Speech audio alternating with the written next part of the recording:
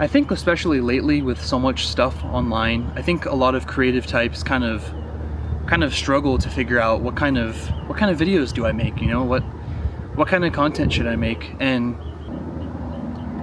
I was kind of thinking about how I've always made stuff, and I feel like if you specifically want to be a YouTuber, like you want to be a content creator, you want to be the person that, you know, your personality is your brand, right? I think the best way to do that is to create things that portray the way you perceive life, your own unique perception of how you view life. There's certain things that I think about on the way home from work that maybe other people wouldn't think about because they haven't grown up the same way I have, they haven't lived the same experiences that I have. For example, like when I drive home from work, I'm just kind of thinking about the rat race, you know, like thinking about how nice it would be to move off grid or like not have to deal with traffic anymore. But then there's the other side of me that kind of would miss the connection a little bit and feeling like, you know, I'm within a tribe, or, you know, I fit in somewhere in society. But I look over at a guy in another car, you know, and he may be focused on, you know, what he has to do when he gets home. He may be focused on things in his day that were different than things in my day, or responsibilities in his day. Their unique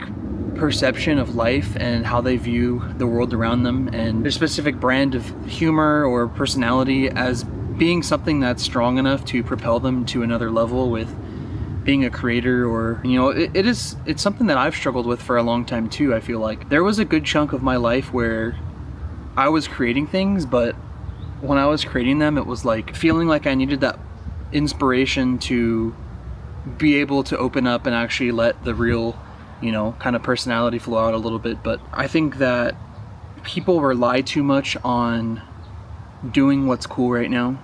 I think people rely too much on what's on trend, you know, what's so-and-so doing, what's this popular creator doing right now, what's whoever it may be, celebrities, right? You know, there's a lot of people that figure worship in society. I feel like, you know, you got people that worship athletes, you got people that worship cars, you got people that worship politicians, you got people that worship, you know, certain styles of doing things, certain ways of doing things. But I think that, at least for me, I mean, even in school and stuff, I never really, this is gonna sound like I'm not like the other girls think, but there's a common theme between creative types, and I feel like a lot of at least introverted creative types, a lot of introverted creative types didn't really fit in that great in school. And I think I have lots of memories in school of like not wanting to be part of that group, thinking that what that group was doing was unintelligent, or not what I was into. Or, you know, I remember being kind of judgmental a little bit of other people when I was in school, and like, why would you like that artist, or why would you listen to that music, why would you wear those clothes, why would you do those things? And after a while I kind of just was projecting a lot of insecurities probably onto other people. But the way that this ties into what I'm trying to talk about is like the way that you see the world around you, and the way that you perceive others, and the way that you perceive situations, the way that you come back from a failure, the way that you celebrate a success, you know, the way you treat people, the way you want to be treated. There's a lot of different factors in your environment that kind of give you your own personal brand. And I think that there's kind of this feeling that you have to perform, you know, you have to just get out there on the stage, you have to press record, you have to, you know, plug your amp in, you have to, whatever it may be for you, I don't know, open up Adobe Illustrator, open up DaVinci Resolve, open up Premiere.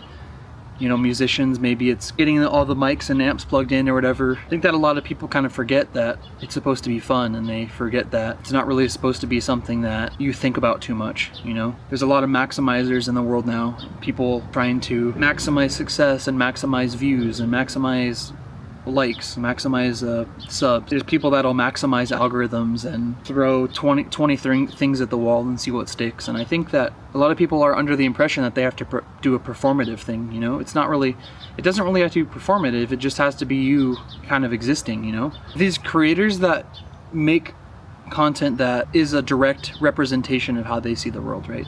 And that kind of carries over to other aspects of creation as well. It's like when I write music, it's from my own lens and my own emotion and my own experiences, how I perceive certain things and what sounds I associate with what, you know? And somebody else might not associate a washed out guitar or synthesizer with sadness or melancholy, you know? Maybe that might make them think about some random time in like 19 '89 when they were driving down the freeway in their Camry or something, I don't know.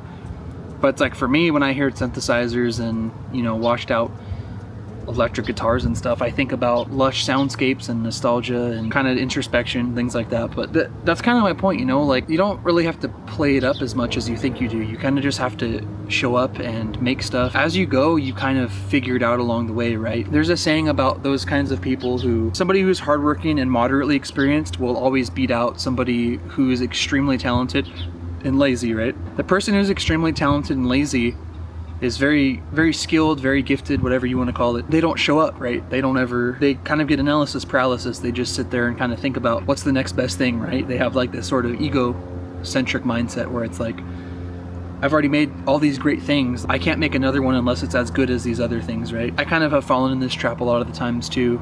Meanwhile, there's been people that I know aren't as good as me and don't have the same skill set that I do and don't have the same passion or values that I do.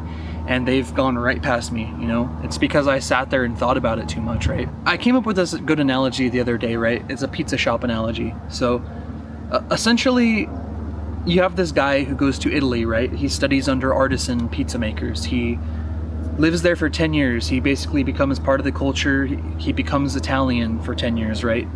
He learns from these amazing chefs in Italy who have been using recipes passed down and techniques passed down from generations, you know. He comes back home, right? And he wants to open up a pizza shop. And he says, you know, I'm gonna put out one pizza every 2 hours. But it's gonna be the most perfect pizza you ever had in your life, right? I'm gonna have reservations, I'm gonna seat people. He's doing it this one way, right? This one way that he learned. As a result, he may not necessarily be lazy, but as a result of this, he has a harder time understanding what the demographic of the area around him wants, right? He becomes tone deaf to learning new ways of doing things. He becomes tone deaf of what the current trends are, what people's flavor profiles are for the times, you know? People's tastes change over time, people get bored of certain things. He comes home to find that people in his town where he lives, they don't really like authentic, true Italian pizza, you know?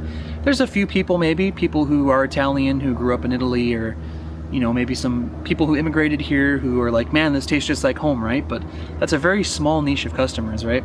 Basically, by forcing himself to focus on 0.1% of people, he basically loses out on 99.9% of everybody else that he could be serving, right? Meanwhile, next door, this guy opens up a pizza shop, right? He's never done it before. He found a few recipes on the internet. He just is looking to become an entrepreneur. He likes pizza. He thinks it'd be cool to, you know, open up a spot where people can come hang out, you know, serve the community, something like that. He has a conveyor belt style pizza place, right? And the first pizza that comes out of the conveyor belt, disgusting, right? Horrible. Why would you ever eat it? Second one that comes out gets a little bit better, right? Customer says, you know, this is really good, but I think it could use, you know, different type of pepperoni. This could use maybe a different kind of cheese blend. As time goes on, this guy who opened up the conveyor belt pizza place next door, he starts to understand the market. He starts to understand what people in the area want, because this entire time he's been making pizza since he started. He's been adapting, he's been changing, he's been updating the way that he does things, right? He hasn't locked himself down to basically like a tiny square of freedom to where he has to do everything perfectly the whole time and he never has any room for growth, right? So all of a sudden, this one guy who was the only pizza shop in town before, who found this niche of authentic, really good, amazing, authentic Italian pizza, suddenly getting beat out by the guy next door because the guy next door put more work in to figure out the market of his area. Not only that, he served more customers, so there was more word that got out about him. He has more reviews, more customers, he's making more money, and his business model requires less effort, it requires less time, it's easy to teach people. With this method, he's basically found the middle or average amount of people to serve, right? Now he's at a point where maybe 60-70% of people will like his pizza, rather than this other guy who, you know, might have really good pizza that a lot of people would like, but they just have no reason to try it because there's no reviews on it. It's just not something that they'd go out of their way for, right? You know, maybe it's too expensive, or maybe this guy has an ego about him where, you know, people kind of catch on to the fact that this guy thinks he's hot and he's not really, you know? Basically what I'm getting at with that is, if you apply that same concept to creating content, and creating content that, you know, grows with you and adapts with you and follows the way that you see the world, I feel like you'll probably have a much easier time creating stuff. But yeah, that's all I have to say. Thanks for watching, and yeah, I guess I'll see you guys in the next one. Take it easy. All of my friends, they wanna get you. All of my friends they wanna get you